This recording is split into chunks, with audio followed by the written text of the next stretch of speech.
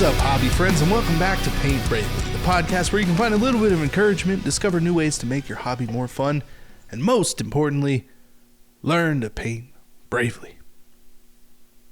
All right, we got some fun hobby stuff to talk about this week. Got some hot tips, or at least one. Why don't we start with that? Because Brent didn't even know that. I'm just kicking this off, and then we'll get into some some other hobby stuff. So the first thing, I have been painting a Chaos Knight conversion for orcs. Have painted. I have painted. I finished it. It's a project I was working on. It's now done, and it looks cool. And I was using masking tape, right? And I was trying to put like chevrons and stripes on these panels to look really cool. Whatever, it's normal.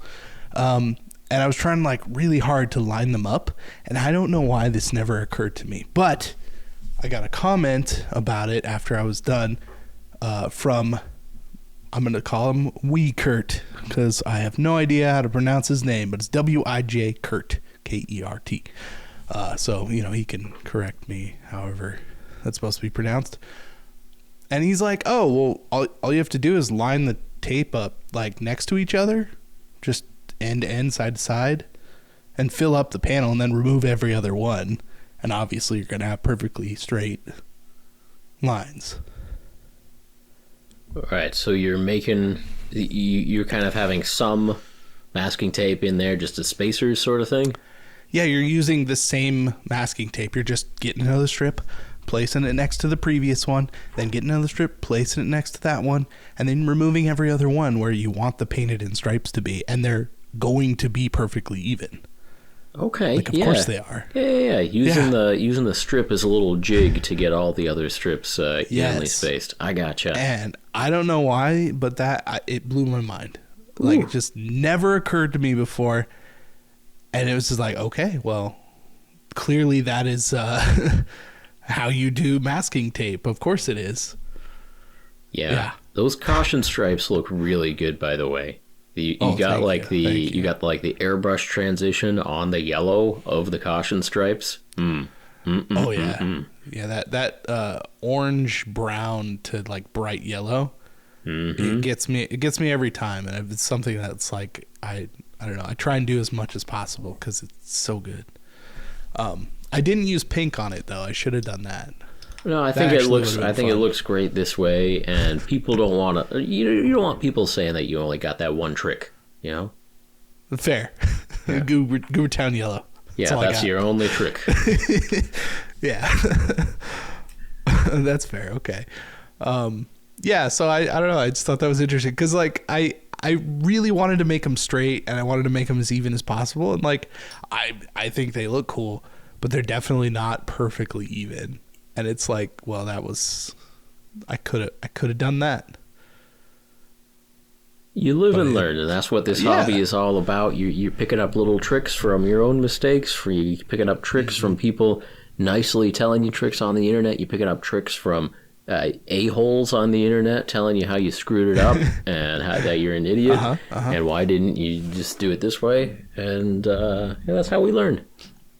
Yeah, well, in this case, it was a very nice subscriber who's been around for a long time. He's commented on tons of my videos, and just dropped that sweet nugget of information. So, yeah, pretty excited about that. Just straight off. Wonderful. Yeah, October is over too. We're now into November, and I don't know.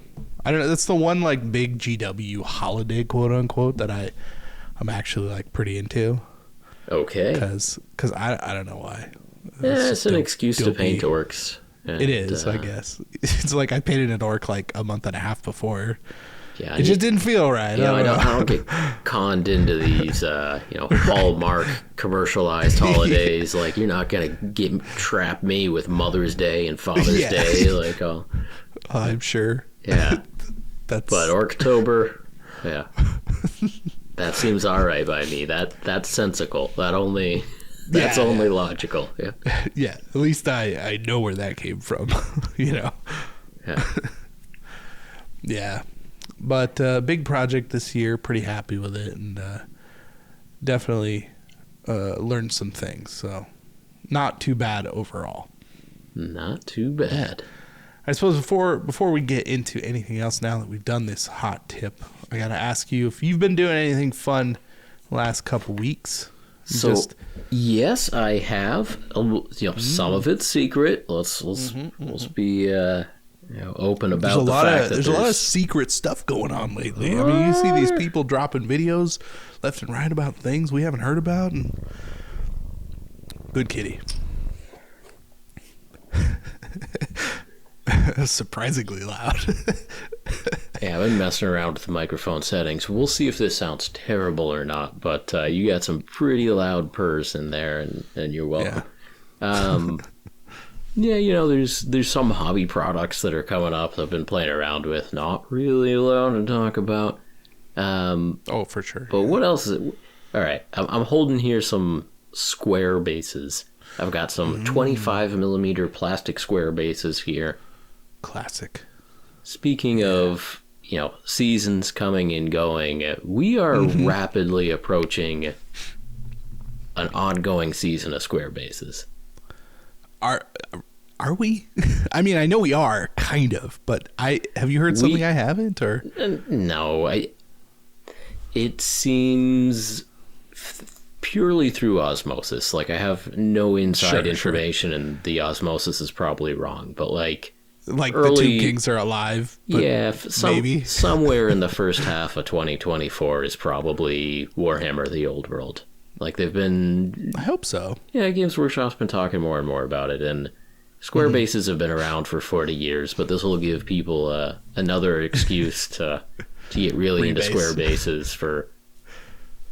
I think it's going to be a flash in the pan. Like, I think the Old World is going to be the Horus Heresy of whatever week 3 of February 2024, whenever it is. Like, yeah, I feel you. Horus Heresy was huge for a minute there, though.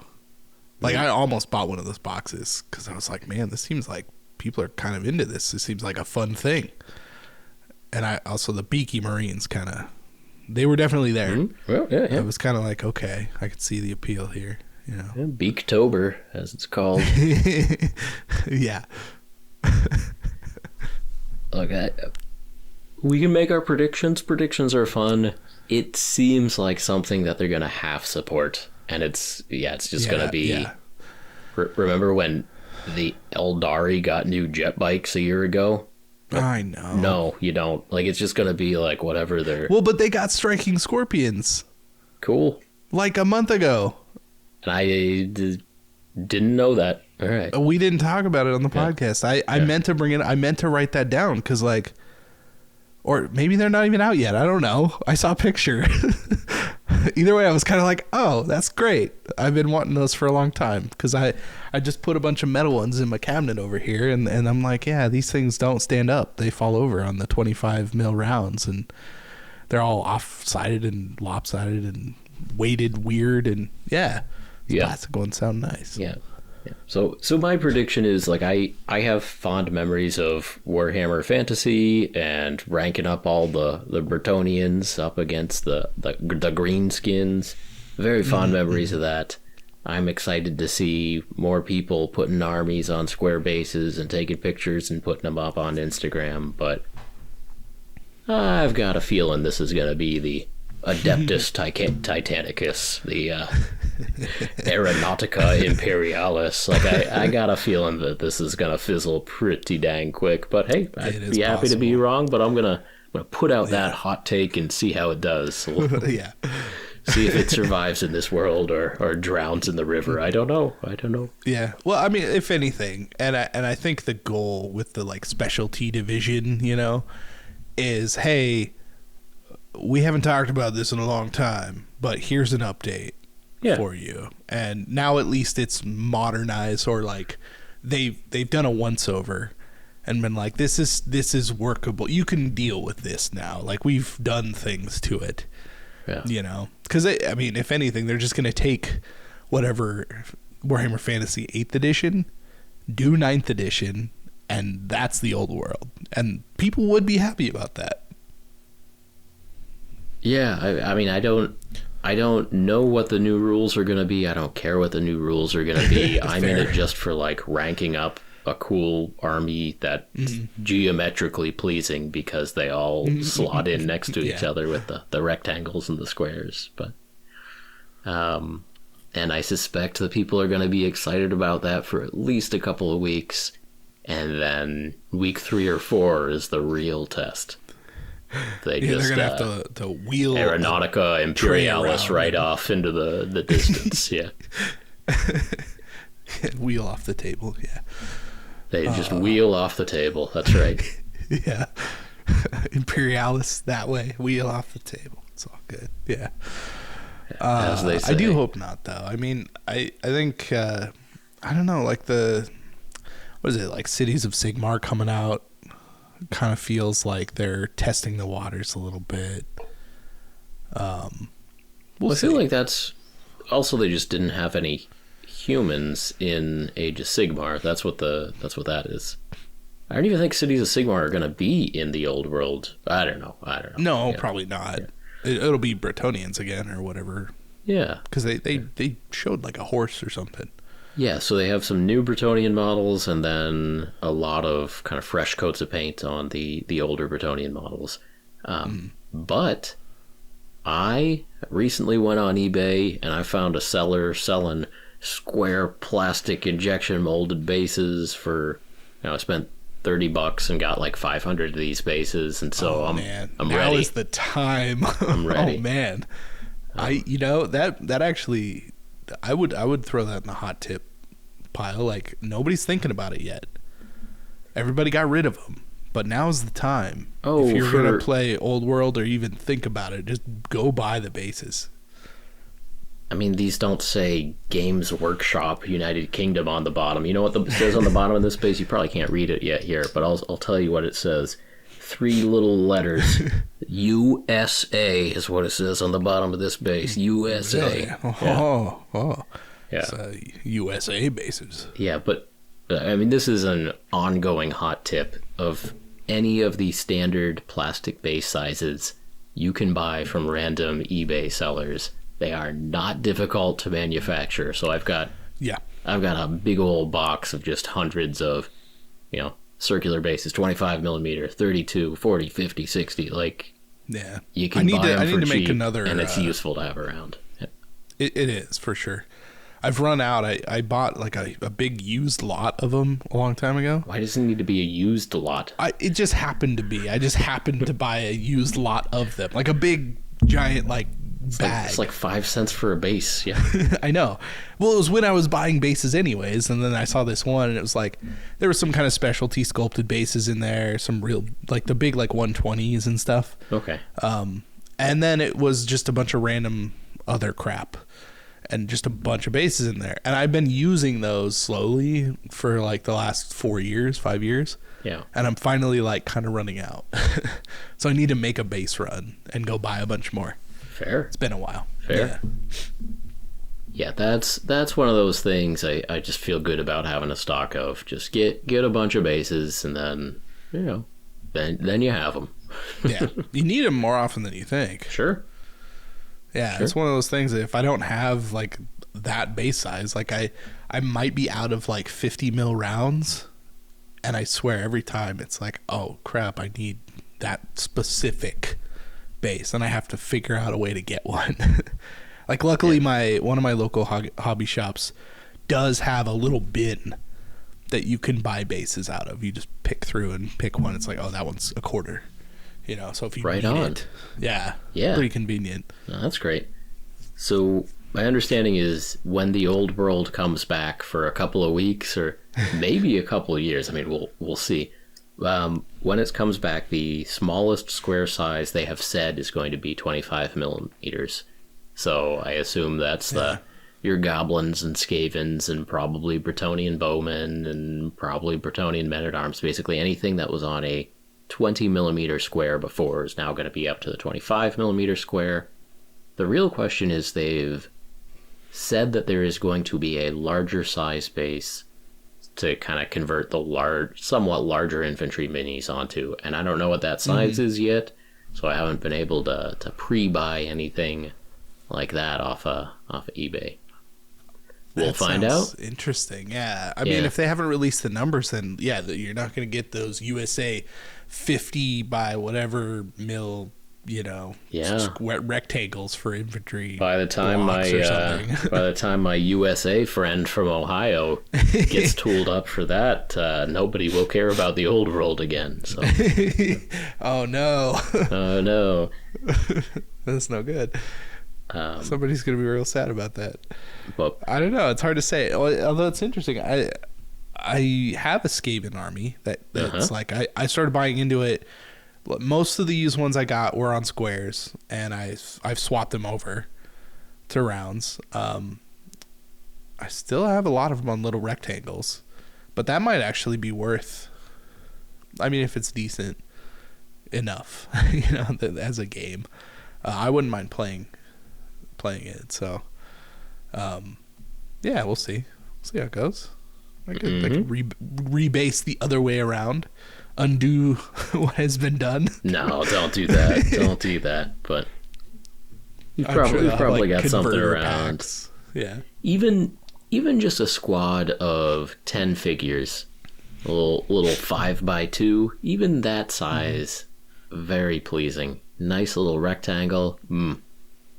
Hits a spot in the brain that.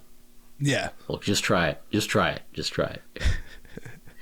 I mean, like, I definitely, with all the goblins I had back in the not that long ago, yeah, on squares, man, because I was buying like the sets of goblins off eBay for a while there. Sweet. Yeah. I mean, I have, I don't know, right now probably, 50 or 60 of them that are still on squares somewhere in a box. We should talk. Yeah. I know. Yeah. We'll work a little trade. Yeah, got to do them up. But all the rest of them I have are on rounds, and I think they look really good on rounds, personally. I think they definitely look exceptional in blocks in the squares with, like, the banners and everything. But I do like the way they look on rounds, too. Okay. I don't know. Okay. But yeah, so they have moved the smallest size bases up to 25 millimeters, and a big part of the reason is because a lot of those minis, you really had to puzzle piece them in to be able to get a 4x5 block of 20. Like the minis themselves were a fair bit larger than the bases, or at least if they were, holding weapons out in front of them or whatever, that would just stab the soldier in front, unless you had exactly the right model standing in front of them. And right. You had to think about your actual modeling. Yeah, you had to carefully choose where on the base you glued those feet down, because that would drastically affect whether that model would fit into a rectangle or not.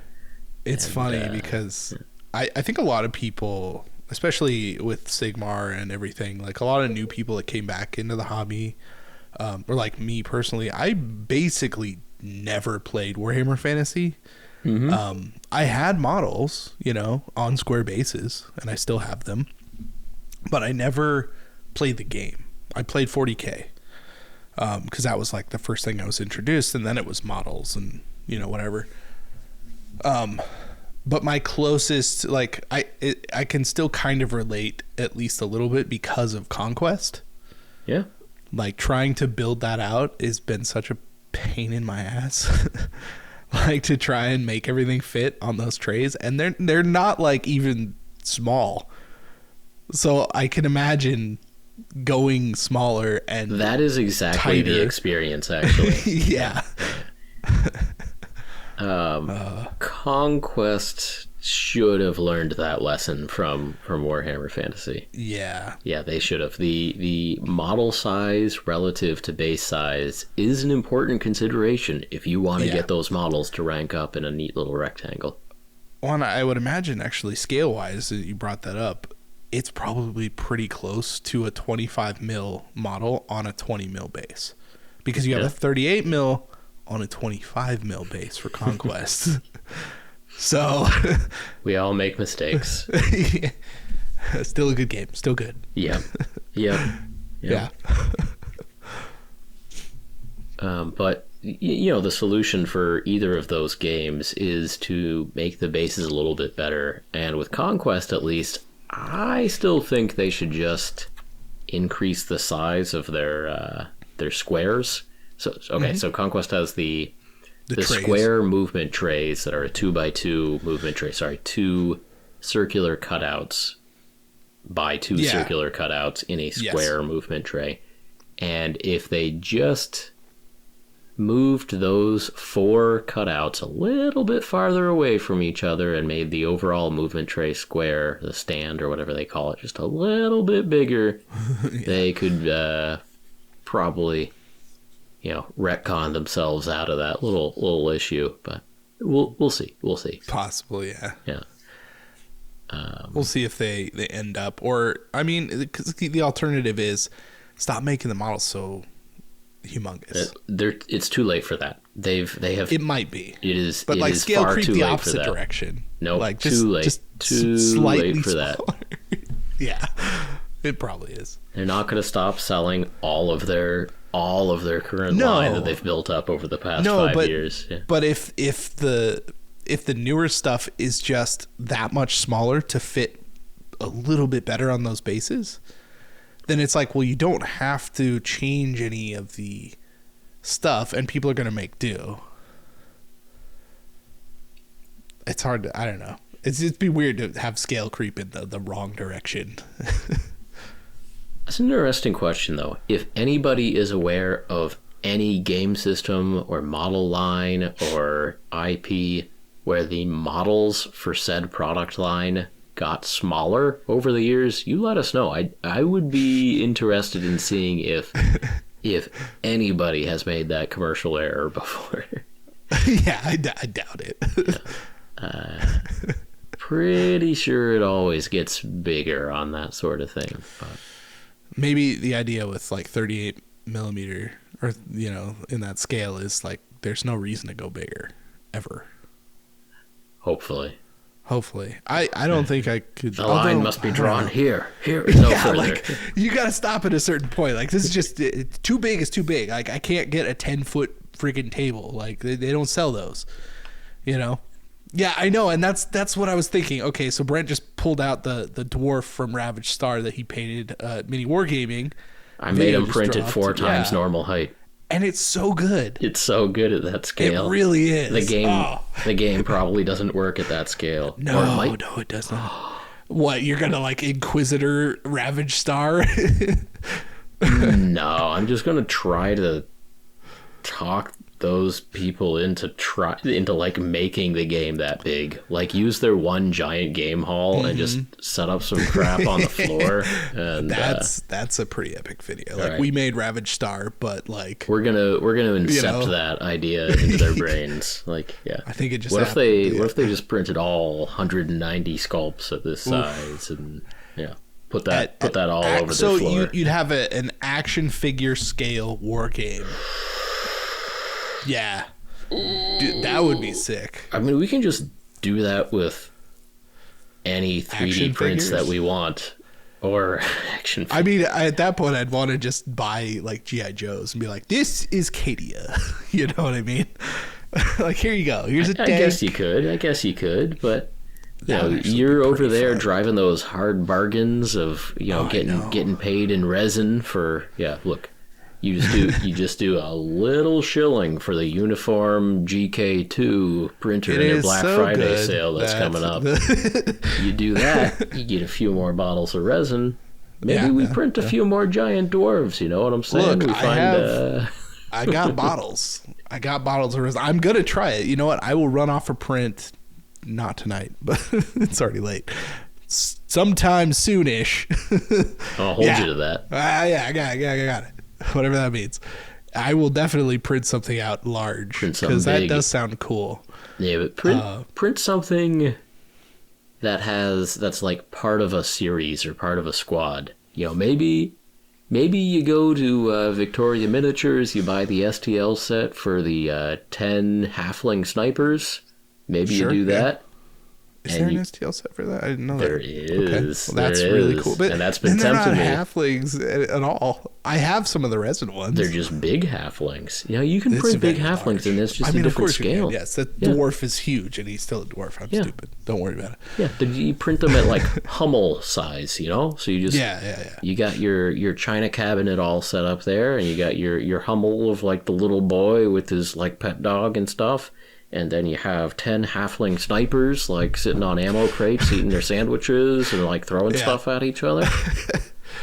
That does sound very good. You know, It might be difficult, but I wonder if we could convince enough people to print out enough models to have a small scale like skirmish game in like a large set, like in a hall, say at Adepticon, just for context of size. I mean, you can... Anyone with a printer can just make 10 large-size proxy models. Like any... So make 10, call it a squad, bring it, and then we battle on the floor. You know what I'm saying? Like, use your feet as inches. Yeah. Yeah? Oh, yeah, I know what you're saying. Because then a foot is an inch, right? At that point, you get... Well, you know, it has to be... That's 12 times scale. That's getting a little bit silly. Like... Well, sure, but realistically, like 3 or 4 times scale is what most printers might actually be able to handle. Yeah, no, we need a good like multiplier. Yeah, that's when the blue, green, and white dots come in handy for measurement systems for those small scale skirmish games. Yeah, you just print them up at the same. Yeah, fires scale. 2 red dots or whatever. I don't know. I already forgot that measurement system. Yeah, it's a kill team joke. Yeah, it's a kill team thing, but I've actually used that exact.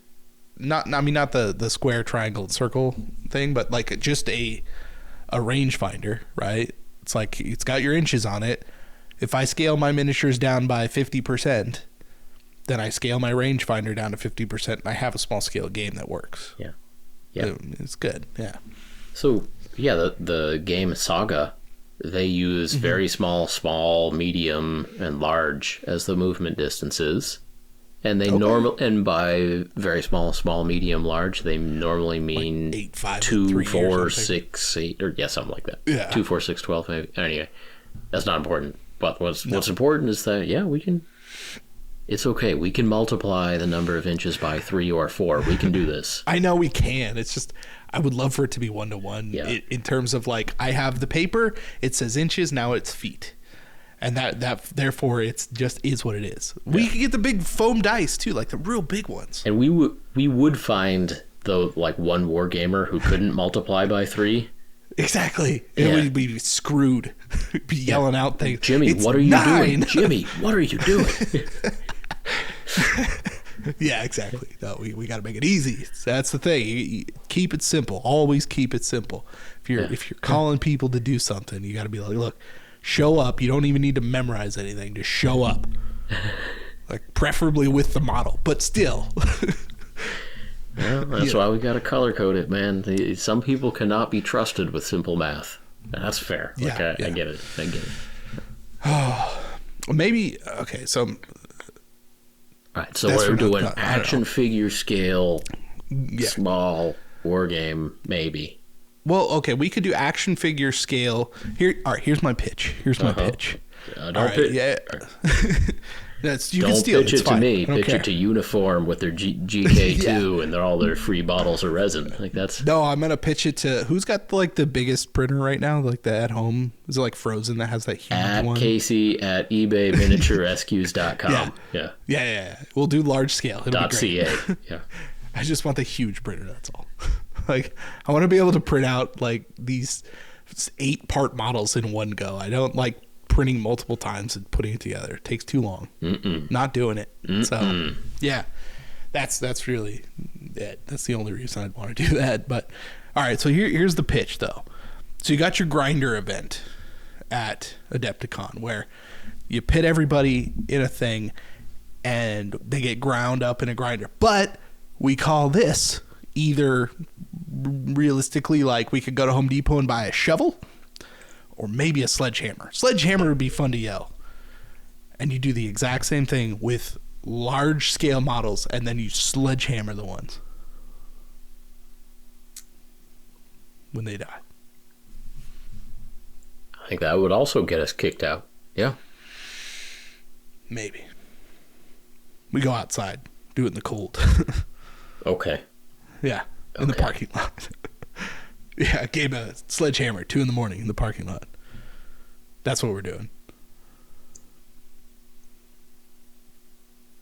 I wouldn't do it. I'd back out at the last second. I mean, I'd say I'd do it, but I wouldn't. So you wouldn't take that dwarf that you painted up in Canada, fly it down to Chicago, and then potentially sledgehammer that thing in the parking lot at 2 he's in the morning. Precious to me. He's precious to me. Yeah. It is mine. It's important to think about these things, though. I know. Yeah, we're always coming up with ideas, you and me. And, yeah, it's true. It's true. I still think that'd be fun. I don't know. I like the idea of large scale wargaming. I think it would be fun, and obviously nobody's doing that. So some minis look freaking awesome at this scale. Yeah, well, I mean that's a good dwarf. It's a good dwarf. It is. So this is Ravaged Star, sculpted by the Lazy Squire Games people, and they have a reputation of putting, let's be honest, way too much detail on their minis. But there's a lot. Yeah. But you scale that up several times, and the 5 layers of detail on this shield start to look pretty cool when it's huge and you can actually paint them all. So yeah. Well, it's interesting because at that larger scale, you're like, oh, I can see the different layers of like clothing and then armor and then trim, and it doesn't blend together anymore. Like those blocks of color are large enough that when you paint them differently, it's like, oh yeah, I clearly see that. That might even be a good, like, not cost effective whatsoever, but good trick to like blowing up a model and seeing all of the detail and then going to the smaller scale after you've painted that and then like, yeah, now I know where everything is. I know what colors and how that's supposed to look and all these things. Even if you did it for one model in an entire army, you'd probably get a pretty good idea of it. Honestly, yeah. Like, anytime you're trying to figure out a paint scheme, like, the first model that you actually paint teaches you so much about, what elements are actually there and how they relate to each other and, whether some of them overlap and how many different shades of brown you need for the various pouches and arrows and whatever. Oh, man. But yeah, if you purposely do that exercise with a stupidly large version of the mini, like, I guess that helps. I think it sounds like that's it a could. Zipper. Like, I see. Yeah. That was a button the whole time. Yeah. Like you paint something in and it's like, oh, there's supposed to be like a metal clasp on this edge. It's got a pocket protector. Look at that. Yeah. Exactly. Live and learn. Yeah. All right. Oh, man. Well, I've been printing up some Titan Forge. I can't remember, like Lords of Aquitaine. It's the new Bretonnians. One. Yeah, the last couple of Titan Forge releases were essentially Bretonnians. I mean, or French peasantry / knights. Yeah. Fantasy knights. Yeah. Whatever it's called, but I've been printing up a lot of the bowmen and men-at-arms, and I still have some cleaning up to do on those models, but I'm excited to stick them down to some square plastic bases and 25 just admire squares, yeah. Just look at them. Yeah. I mean, they're definitely not designed for squares. You think they're going to fit together? You're just going to like pose them where they're No, they will. They will. So, yeah, Titan Forge releases in 28mm scale and 32mm scale, and I printed some at each of those, and for this purpose, I'm doing the smaller 28mm scale. Okay. And they definitely will have enough room if I put them on the 25mm square basis, so, yep. Very cool. All right. That's good to know. Yeah, I usually grab the 32mm from them just because it's like, oh, that's closest to what I'm using generally. So. Me too. In general, I like painting slightly larger models. Yeah. Oh, for sure. And, something else I'm working on over here is some stuff from Twin Goddess Minis. Mm-hmm. Yeah, I just printed out some of theirs. Yeah, and I've actually been printing them at plus 30%, whatever the starting scale is. I up it by 30%, and yeah. Not that I'm trying to fit them in with anything else. I just want cool minis to paint. Mm-hmm. And bumping that size up by just a little bit. Some of his models are 75 millimeter scale. Okay, yeah. Or at least I got this orc warrior female something or other, and it had a 75 and a 25 mil. Sweet. Or it might have been 32. I don't know. But there was definitely 75 in there. The goblins I got were super tiny though. So I like that idea. 30% probably would be a good idea. Yeah, Scale Talk the podcast. Yeah. Scale bravely. Scale bravely the podcast. All right. What else you got, Casey? Change the subject. I got such a list. So okay, well I'll just go into some of the stuff. So I got like the storage locker things for like boxes and models and all this stuff, and I got these display cases, right? The Home Depot ones. Weirdly, like Home Depot is an affiliate sponsor for YouTube, so that actually works when you plug in the link for so on my last video where I actually show them in the video, I actually have an affiliate link for the cabinets, which is weird. I don't know. That's a new thing for YouTube. I've never seen that. So I thought it was weird that it popped up. Some cabinets. I know, right? I ended up buying another 2 storage cabinets and another display case. So yeah, I still have stuff to put in them. Like I have a lot of stuff in these display cabinets, and it's like most of the rest of the stuff I have is like unpainted, but I don't have any room to put more stuff in them. So it's like if I finish something, I don't know where it goes. Yeah. I'm just trying to make it look cool behind me. That's all I'm doing. I want the glass, It's been a thing since I was like little, so yeah. I'm happy for you. Yeah, so I've been doing that. But they came in the mail, and UPS or whoever delivered them put them flat on the ground, leaned up against my garage door. Okay. So I opened the garage door and I went to back out, and I definitely ran over at least one of them. And I haven't opened the box yet. So I don't know what's going to happen. We'll see.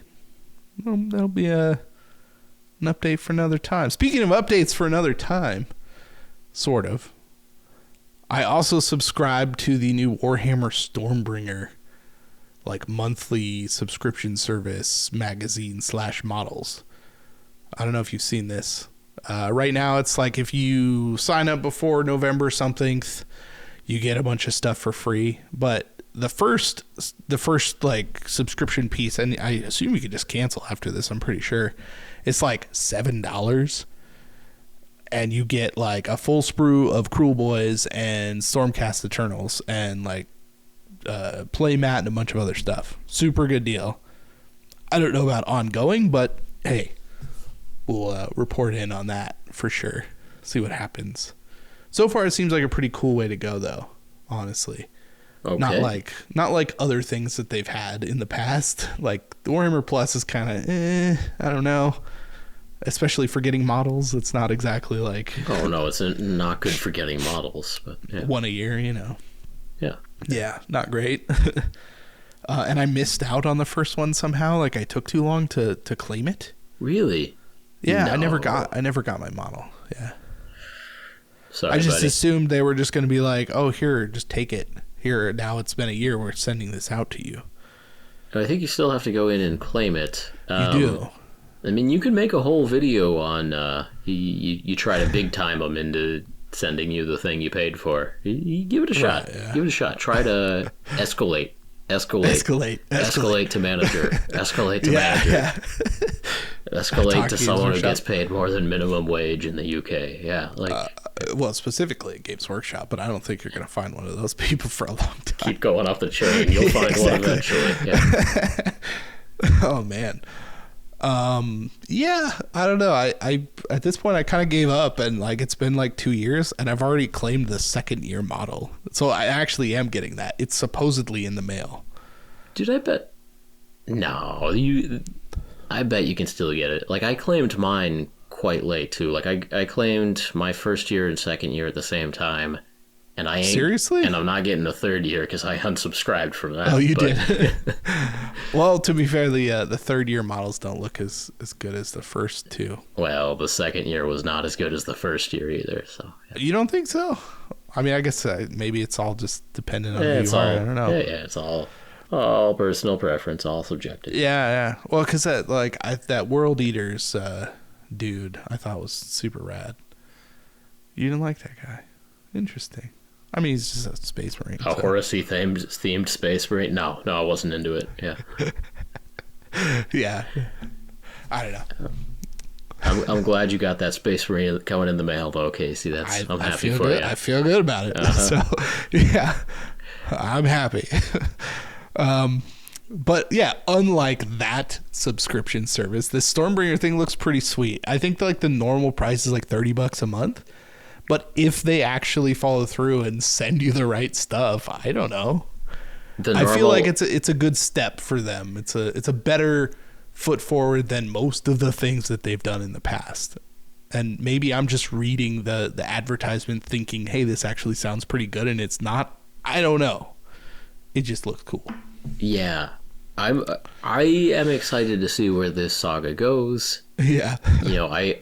You told me that you'd subscribed to the Stormbringer thing, and I looked at the website, and it was like, first month costs this, and also you get free second month with your first month, and then on the third month it costs this, and then at some point you get a dragon, and somebody somewhere up the pyramid gets a Lamborghini, and I'm like, I just want to, come back a year from now, highlight the entries on your credit card bill of what happened to you. And, I'm going to, yeah. Well, luckily it's all coming out of like the kind of like YouTube fund, right? Like, right. So it's fine. It's all, this is technically a write-off. Yeah, yes. Yeah. This is all, I'm just doing it as I'm the guinea doing pig. It for the audience. Yeah. And to be fair, I mean, I wanted just more Dominion models. That's the other funny part about models. this. Yeah, just to back up 5 minutes, the Stormbringer subscription service is for models from the Dominion box, which Casey already has multiple copies of. Like, I have like the regular Cruel Boys, the ones with the face shields, and I can't even remember what they're called. It's like the normal dudes. The gut rippers? Like yeah, gut rippers, yeah. Is that actually correct? I don't know. I think I'm not sure. Something like that. But you know what I'm talking about. Like the main infantry, like normal orcs, right? I swear I have probably 150 of those. Like, but I have so many. To get 10 more for $7. I did. I now, got 10 more. They came like, I signed up and they got here like 2 days later. They sent that stuff out so fast because it was from some place here and it's from some other company that's shipping it. It's not like Games Workshop UK or Games Workshop US from their normal warehouse. It's some other third party company sending this stuff out. Yeah, it was weird because I didn't recognize the package. I was like, well, okay, I didn't order anything. This has my name and address. It's from some game company I've never heard of. It turns out, yeah, it's all the Warhammer stuff in there. But we'll see. I don't know. We might as well bring up the fact that Dominion box prices on eBay settled nicely in at $114.99. Including shipping. Yeah, including shipping. That's free shipping. Yeah, so if you don't want to roll the dice with a recurring payment on your credit card, yeah, you just go hit up your favorite eBay seller, buy, however many copies of the Dominion box you want. Well, yeah, and it depends, right? Because you can get a Cruel Boys half or a Stormcast half for about $70. Makes a great stocking stuffer, I'll tell you that. I mean, for $70, I wouldn't mind some more Stormcast models. Yeah. Just saying, if you're thinking about it. Yeah. Yeah, you buy a couple Dominion boxes so that you have something to give to Casey for Christmas this year and next year and the year after. Yeah. Like, you can't get enough. Yeah. I mean, look, would you say no to Dominion models? No, I actually really like the Stormcast models in there. Yeah. I swear to you, probably one of the nicest painted armies that I have is just purely Dominion Stormcast. And like, this is one of my more favorite paint jobs I've ever done. Yeah, and I really don't like the older ones that have the same exact paint job pretty much. You're digging through something? Brent's going. He's off camera. He's off somewhere. Dominion box. Now, you got another Dominion box. Nah, this is one of the old Dominion boxes. Oh, okay. Like, this is just throwing me off. Look, I'm pretty sure I got this when it was $104 a box. So yeah. Mama didn't raise no fool. Like, yeah. Like a true warrior would jump on a deal like that, Yeah. Well, okay. So the other week, and I didn't mention this because I did not act like a true warrior, right? There were boxes for like $80, like 4 or 5 of them, and they went quick. And I should have just bought some, and I didn't. They were purchased by true warriors. Yeah, probably all the same person too. They're like 5 boxes for $80. I'm just gonna buy these and sit on them for a minute. Yeah, they just pressed the buy button. They went to the mirror and just did some flexing for a while. Exactly. Yeah. Dominion, yeah. Yeah, exactly. Yeah. So somebody got there. I think at this point we need to confess that we didn't have a plan for this episode. I thought it was going fine. You're just derailing it for no reason. I was going to talk about Corn Berserkers and all right, 3D printing. Please do. I think what may need to be said is that Brent did not have a plan for this episode. And I have a paragraph of things. So somebody sent me this sweet, super early 90s Chaos Space Marine army and a handful of Bretonnian horsemen, which is awesome. They look awesome. They're painted like he wrote like this letter with it too. And he's like, these are models I had when I was a kid and I played with my brother. And it's like, they have a lot of memories and they're like these funky conversions and all this stuff. But the models are like pretty jacked up. Like they cut into them, cut pieces up all over, and just dumped glue on everything. So he's like, I don't know what you could do with these, but here you go. So it's like this really kind of cool look into a couple people getting into Warhammer and really experimenting and trying things. So I'm making a video about it right now, which is pretty exciting.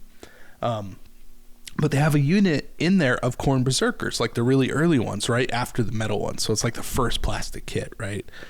And they didn't convert any of them. And I'm like, what the hell? Everything else has tons of conversions. Like everything is cut up and put back together. And these are just Chaos Space Marines. So I'm going through and I like printed out just a crap load of bits and I'm just converting every single one of them. Just because. Like, if I'm going to do something about this army, then I'm going to do that thing where every single unit is converted just across the board. And I'm making these more, like, straightforward because they weren't converted, so I don't know if they just liked them so much. Because they're cool models, like those old Khorne Berserker models. I don't know if you remember those. With the, Vaguely. Yeah, they got the big, tall helmets with the pokey spike that's what things I'm that thinking go of. up. And that's what I'm the thinking ones, of. like, got a skull face. Sure. Yeah.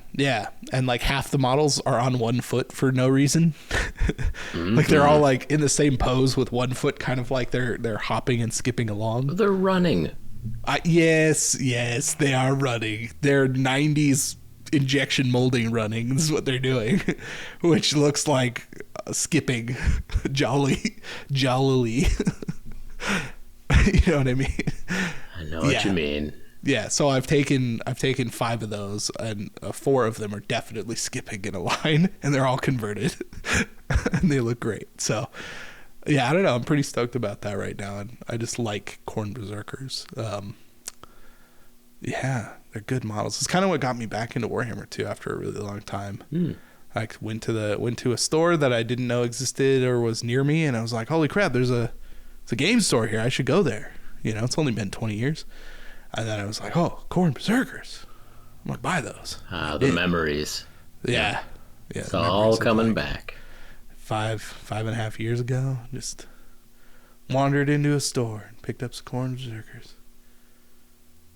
Yeah. It's a true story. Mm-hmm. Yeah. That's kind of what I'm working on right now. Oh yeah, I did get an update. I got an update from my aunt.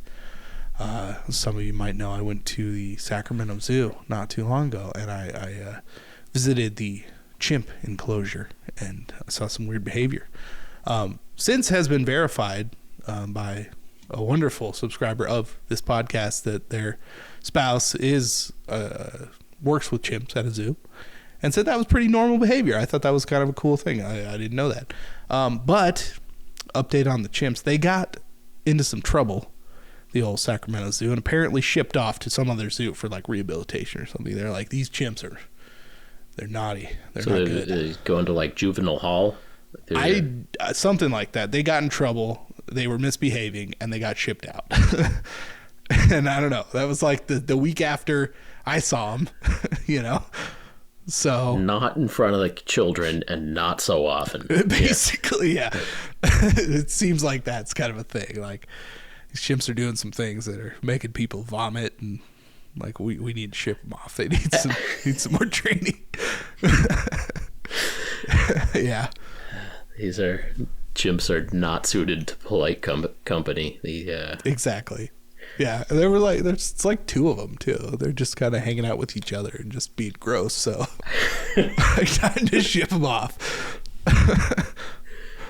Yeah. Well, I mean, are zoos to teach people about wild animals, or are they just theme parks where everything's perfectly cultivated for our our senses and sensibilities? Like, well, you know, let the chimps be. Doing weird, disgusting things. Like, yeah. I mean, the San Diego Zoo is like, whatever, let it fly. Hopefully you're not in the way, you know? Yeah, not the Sacramento Zoo, though. No. The chimps in Sacramento are held to a much higher standard. Yeah, it's not fair. It's not yeah, exactly. Though it does make you wonder. It does make you wonder what the hierarchy of zoos is and where the bad animals flow to. And like, if you have to wonder that, yeah. If you can just go to like Mobile, Alabama, and there's just the worst, like cheapest animals chain link there. Fence. Yeah. I mean, that's okay. Let's get real for a sec. So there is a zoo in Reno, and it's not good. It's makes not sense. good. I'm sorry, but that makes sense. There's like no reason for it. I mean, it's out in the middle of nowhere for one. And it's been there for a long time, and it feels bad. Like, you feel bad. Yeah. And I mean, I think these people are trying. It's like they're trying to help, but I have to assume that's where, like, oh, we got this animal from so and so over here who, you know, did some illegal something, and that's why this animal's here. And then eventually it gets shipped off to a real zoo. I don't know. I'm sure there's a whole deep underground zoo network that like is an actual thing. Yeah, like that. I mean, it's the way the world works. Like the good, well-behaving chimps that earn money get filtered to San Diego. Just go straight to San Diego, and then the poster, like they get the photographs and you know, the buttons. they're on T-shirts. Right. Yeah. The one with the mean eyebrows who's always flinging things at people, like just straight to Reno. Ship them off. Yeah. Yeah, exactly. And they're working trades. I've got like a couple of like just the worst meerkats you've ever seen. For all right, we'll take Gerald the sloth. Fine. You've tried to trade him for years. We'll take him. Yeah, that's a weird. Yeah, it's a weird trading system with these zoos. We'll give you 4 meerkats for the crappy sloth. Yeah, it's like baseball players, but they're not trying to get better players. They're just trying to get rid of their worst animals so they make them somebody else's problem. Exactly. And I mean, that's an idea for a diorama is to make like a little zoo with the worst animals. Make the worst zoo.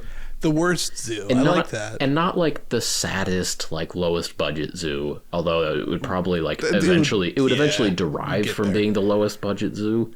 But like make the zoo that's trying the hardest that just has the worst animals in it. Like just what do you consider like a really nice looking enclosures, like the animal has enough space, has proper amounts of an ethical zoo with like lame ass animals is what you're saying. An ethical zoo where all the animals are just giving each other terrible looks. They're just like lying around not doing a thing, like just That sounds like most zoos I've been to. Like the animals just kind of sit there. Yeah.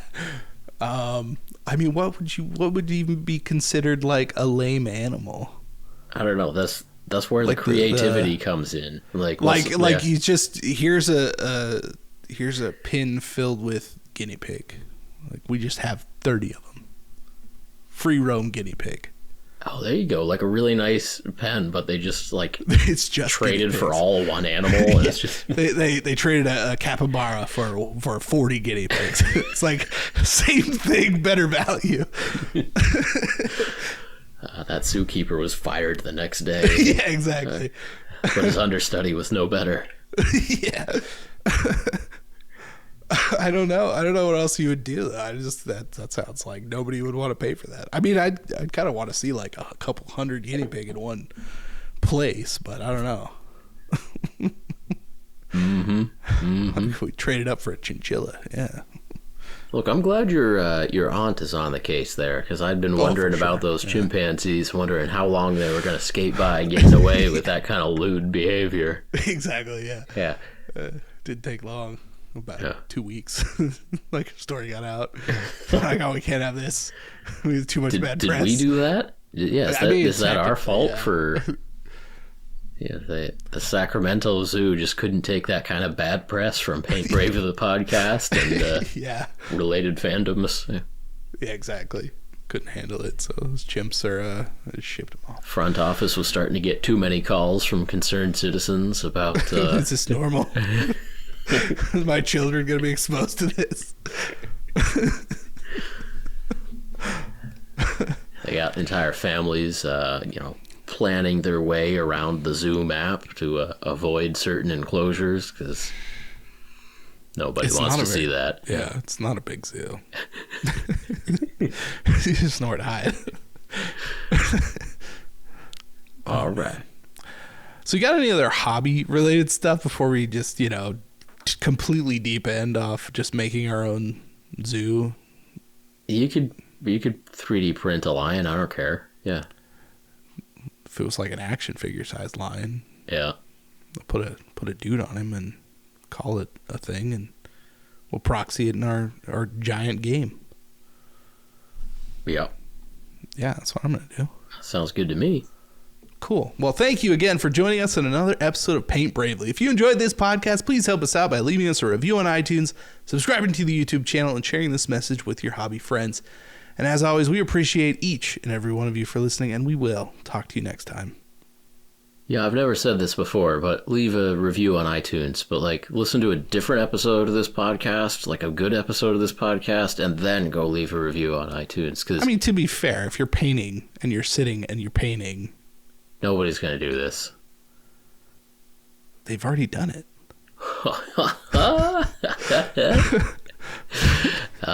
Well, on that note, thanks for watching. We'll see you next time. See you next time. Appreciate you. Yeah.